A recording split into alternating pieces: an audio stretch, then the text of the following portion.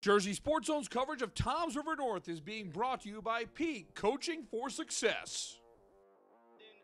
Opening day for high school baseball in New Jersey. The Washington Minutemen coming to Toms River North without longtime head coach Bill Alvarado, who stepped down earlier in the week.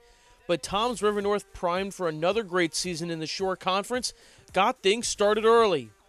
Brendan Mullins took the mound for the Mariners and put on a showcase.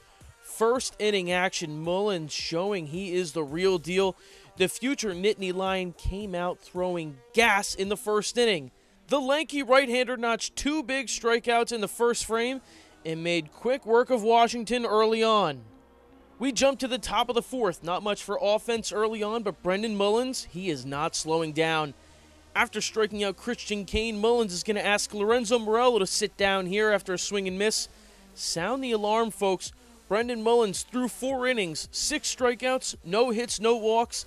The Penn State commit has an unmatched command and is pitching flawlessly. Top 5, we'll see how Brendan Mullins takes every ball in play seriously. He gets Luke Kaschak to pop this one up in foul territory. And you think Justin Schaff, the catcher, might take this, but you guessed wrong. Mullins makes a play in front of his dugout. That highlights another perfect inning. Mullins has not made a mistake through 5. What a way to start the year. Bottom 5 and the Mariners show some life. Runner on second, Alex Claylow dings this one just over the shortstop's head. Craig Larson to third. Claylow on to first, no outs in the inning. This could be Toms River North's break. Runners at the corners, 1 out. Mullins is going to swing here. Pops it up to shallow right. Christian Kane coming flying in. Makes the catch on the run. Play at the plate. And he is out. Kane with a great throw. Anthony Buffon with an even better tag. The 9-2 double play keeps things even through 5. This top 20 state matchup is still tied at 0-0. And Mullins is going to get some redemption here. Next half inning, he gets Austin Attanasi swinging for strike 3. He'll escape the 6th inning absolutely perfect. 7 strikeouts, no walks, no hits for number 7. On to the 7th inning, still scoreless, and we get the best at-bat of the day for Washington. A no-swinging 4-pitch walk taken by Colson Gonzalez here. No more perfect game for Brendan Mullins, but the Mariners are still fighting for a W. A hit by pitch 2 batters later puts men on first and second with 2 outs. Mullins is in a pinch, but look at this move to first baseman Jared Bellissimo. What a pick play by this senior duo to strand 2 runners. Toms River North heading to the bottom of the 7th, looking to break a 0-0 gridlock. Now jumping to the final out in the bottom of the 7th. Toms River North runners on first and second, 2 outs. Mullins up to the plate, but it's going to be Eric Cartafalso who comes up big. He's going to ring up Mullins for one of his 6 strikeouts, and folks, we are headed to extra innings. Here we go, top 8. Mullins still on the hill looking to keep the no-no intact, but Nick Hammer has other plans. He nails this one through the infield gap, and it's the Minutemen's first hit of the game. Head coach Andy Pagano emerges from the dugout, and he's going to ask Mullins to take a seat. He is going to get replaced by Jared Bellissimo, who had 6 wins last year for the Mariners, and he's going to keep things alive by getting out of the 8th inning unscathed. Still, it's 0-0. Top 9, Washington, runner at first, 1 out, but Luke Kaschak is going to ground to short.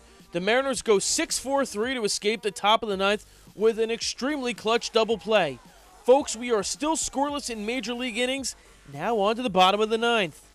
Bottom 9, Washington is in a jam. Bases loaded with 2 outs. Justin Schaff up to bat.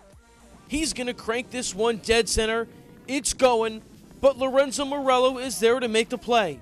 Both teams still eager for a run, but this one is locked up at 0-0, with the game time now pushing upwards of 2 hours.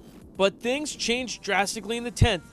Nick Hammer, who started this game out on the hill, is going to lead off this inning with a bloop single just over the reach of second base.